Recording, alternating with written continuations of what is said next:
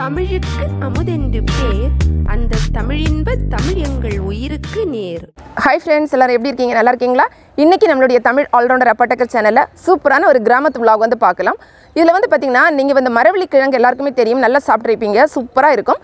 நாங்கள் கன்னியாகுமரி மாவட்டத்தில் இதை வந்து மரச்சினி கிழங்கு அப்படின்னு சொல்லுவோம். இந்த மரச்சினி கிழங்கு செடி வந்து எப்படி வைக்கிறதுன்னு தெரியுமா? அதுதான் இன்றைக்கி இந்த வீடியோவில் நம்ம வந்து பார்க்க போகிறோம். ஃப்ரெண்ட்ஸ், இதுதான் வந்து பார்த்திங்கன்னா நம்ம வந்து போன வருஷம் வந்து வச்ச அந்த மரச்சினி செடியோட அந்த கம்புகள்.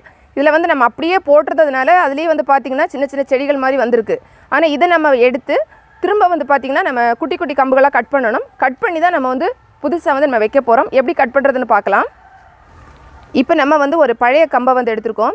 இது வந்து பார்த்திங்கன்னா ஒரு பலகையில் கீழே அந்த மாதிரி ஒரு பலகை துண்டு ஏதாவது வச்சுட்டு அதுக்கப்புறமா இந்த கம்பை அது மேலே வச்சுட்டு நம்ம வந்து தேவையான அளவுக்கு சின்ன சின்ன துண்டுகளாக வெட்டி எடுத்துக்கலாம்.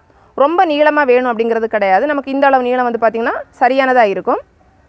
அதே மாதிரி வந்து பார்த்திங்கன்னா நம்ம இந்த மாதிரி கட் பண்ணும்போது அந்த கம்பு வந்து ரொம்ப செதஞ்சு போயிடுச்சு அப்படின்னா அதுவுமே சரியாக வராது. ஸோ அப்படி வந்துச்சுன்னா அதை நம்ம தூக்கி போட வேண்டியதான். வேறு நல்ல கம்பு வந்து கரெக்டாக பார்த்து நம்ம எடுத்துக்கலாம். இது வந்து பார்த்திங்கன்னா நம்ம வந்து ஃபஸ்ட்டில் இந்த மாதிரி மண்ணை வந்து நம்ம வெட்டி அதுக்கப்புறமா வந்து கூட்டி சேர்த்து வைக்கணும். அதில் தான் வந்து பார்த்திங்கன்னா நம்ம வந்து கட் பண்ணி வச்சுருக்கக்கூடிய கம்புகளெல்லாம் நம்ம வந்து வைக்க போகிறோம்.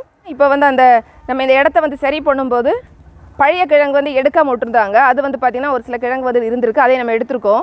நம்ம வந்து மண் வந்து குவிச்சு அந்த மாதிரி வச்சுருக்கோம்ல, அதில் வந்து ஒவ்வொரு அந்த குவியல்லையும் பார்த்திங்கன்னா கொஞ்சம் வந்து நம்ம அதை வந்து மண்ணை வந்து பண்படுத்திட்டு அதுக்கப்புறமா நம்ம வந்து அந்த கம்பு வந்து வைக்கலாம். சென்டரில் வந்து பார்த்திங்கன்னா சின்னதாக ஒரு குழி எடுத்துகிட்டு அதுக்கப்புறம் வந்து இந்த செடி வளர்ந்து வரும்போது அதுக்கு வந்து உரம் வந்து தேவைப்படும். என்ன சொல்கிறாங்க அப்படின்னா, சின்ன குழந்தைய பார்க்குறது மாதிரி கிட்டத்தட்ட 1 மாதத்துக்கு நம்ம வந்து இதை கவனிக்கணும். அப்போ தான் நமக்கு நல்ல கிழங்கு கிடைக்கும்னு சொல்கிறாங்க.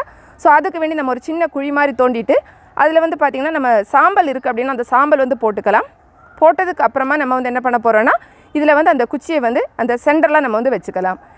இது வந்து நம்ம பெரிய அந்த குவியலாக வச்சுருக்கோம். மண் குவியல் இருக்குது அப்படின்னா ஒரு இதிலே வந்து பார்த்திங்கன்னா நம்ம 2 குச்சி வேறு வச்சுக்கலாம், 2 கம்பு வந்து வச்சுக்கலாம். இல்லை அப்படின்னா நம்ம வந்து ஒன்று வந்து வச்சுக்கலாம். இப்போ நம்ம வந்து வச்சுருக்கோம், கொஞ்சம் வந்து காமிக்கிறோம். ஒரு லைனில் நம்ம வந்து கம்பு வந்து வச்சு விட்ருக்கோம்.